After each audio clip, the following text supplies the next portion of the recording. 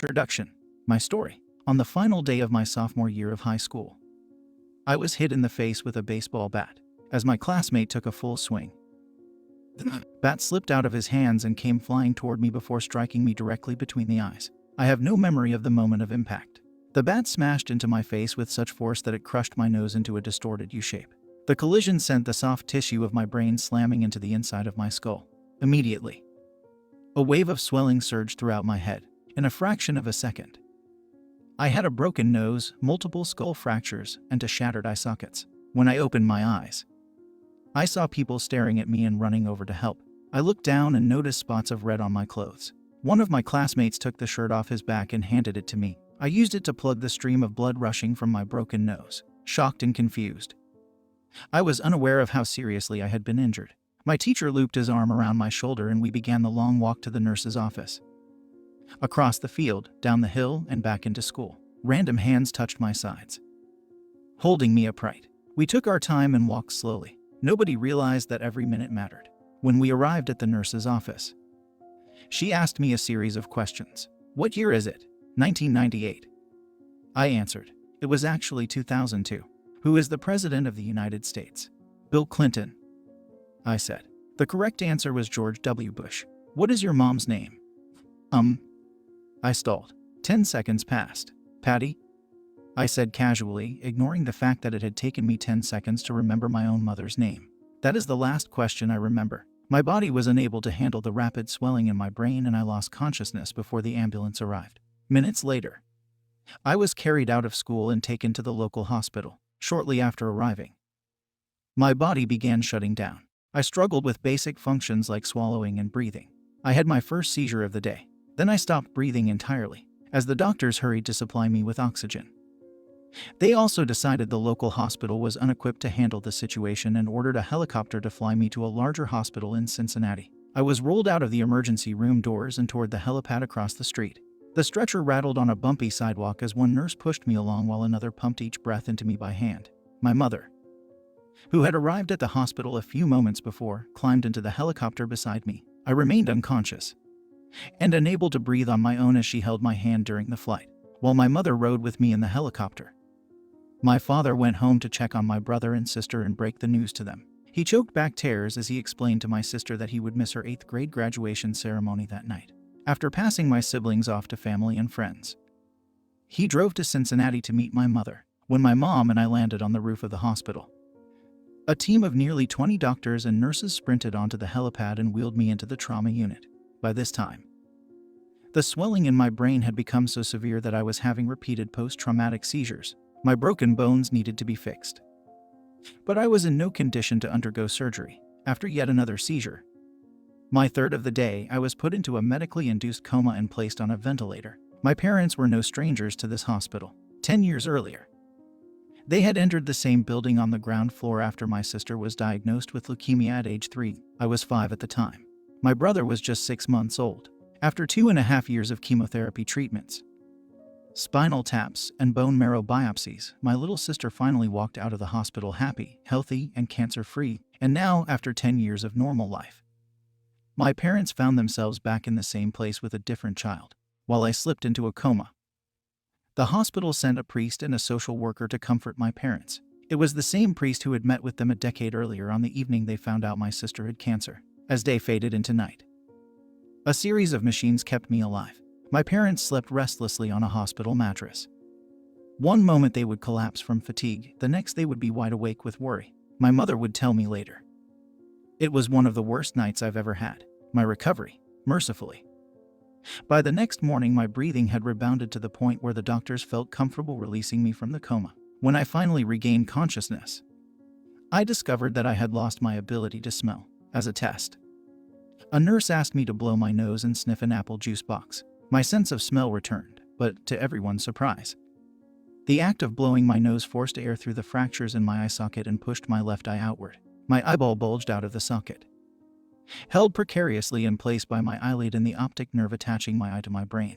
The ophthalmologist said my eye would gradually slide back into place as the air seeped out, but it was hard to tell how long this would take. I was scheduled for surgery 1 week later, which would allow me some additional time to heal. I looked like I had been on the wrong end of a boxing match.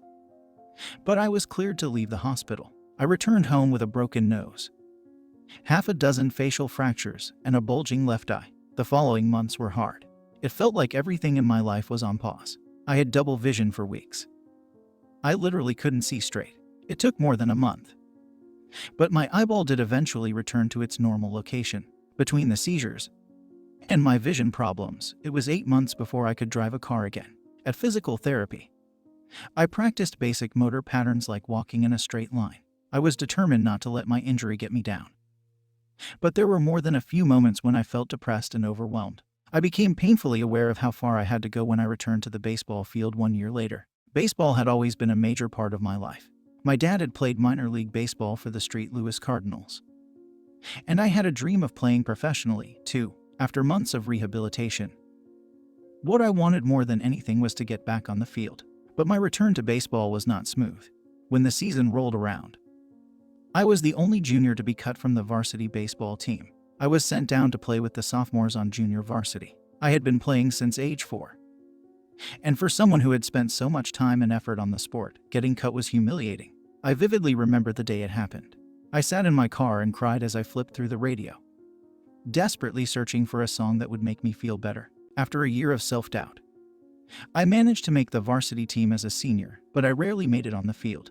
In total, I played 11 innings of high school varsity baseball, barely more than a single game. Despite my lackluster high school career, I still believed I could become a great player, and I knew that if things were going to improve, I was the one responsible for making it happen. The turning point came 2 years after my injury. When I began college at Denison University, it was a new beginning. And it was the place where I would discover the surprising power of small habits for the first time. How I learned about habits. Attending Denison was one of the best decisions of my life. I earned a spot on the baseball team, and although I was at the bottom of the roster as a freshman, I was thrilled, despite the chaos of my high school years. I had managed to become a college athlete. I wasn't going to be starting on the baseball team anytime soon. So I focused on getting my life in order, while my peers stayed up late and played video games. I built good sleep habits and went to bed early each night. In the messy world of a college dorm, I made a point to keep my room neat and tidy. These improvements were minor, but they gave me a sense of control over my life. I started to feel confident again, and this growing belief in myself rippled into the classroom as I improved my study habits and managed to earn straight A's during my first year.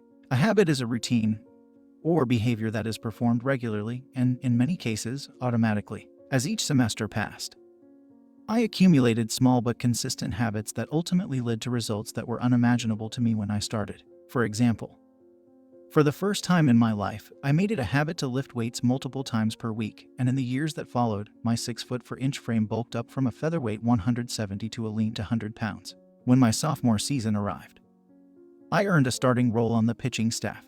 By my junior year, I was voted team captain, and at the end of the season, I was selected for the all-conference team.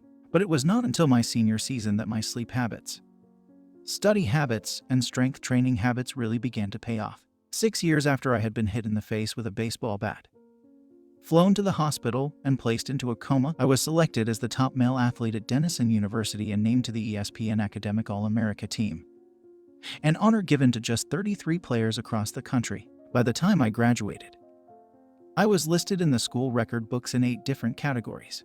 That same year, I was awarded the university's highest academic honor, the President's Medal. I hope you'll forgive me if this sounds boastful. To be honest, there was nothing legendary or historic about my athletic career. I never ended up playing professionally. However, looking back on those years, I believe I accomplished something just as rare. I fulfilled my potential. And I believe the concepts in this book can help you fulfill your potential as well. We all face challenges in life. This injury was one of mine. And the experience taught me a critical lesson: changes that seem small and unimportant at first will compound into remarkable results if you're willing to stick with them for years. We all deal with setbacks, but in the long run, the quality of our lives often depends on the quality of our habits. With the same habits, you'll end up with the same results. But with better habits, anything is possible. Maybe there are people who can achieve incredible success overnight. I don't know any of them, and I'm certainly not one of them.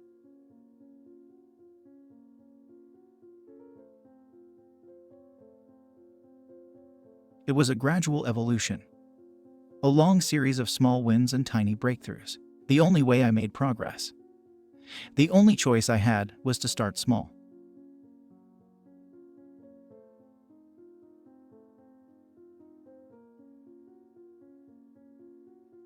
How and why I wrote this book. For years, I had been keeping notes about my personal experiments with habits, and I was finally ready to share some of them publicly. I began by publishing a new article every Monday and Thursday within a few months.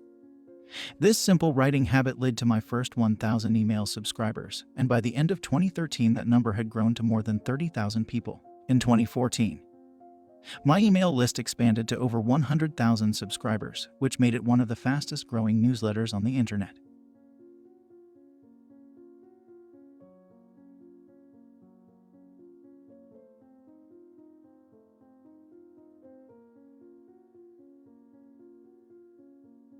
I had never considered myself a master of the topic, but rather someone who was experimenting alongside my readers. In 2015, I reached 100,000 email subscribers and signed a book deal with Penguin Random House to begin writing the book you are reading now. As my audience grew, so did my business opportunities. I was increasingly asked to speak at top companies about the science of habit formation, behavior change, and continuous improvement. I found myself delivering keynote speeches at conferences in the United States and Europe.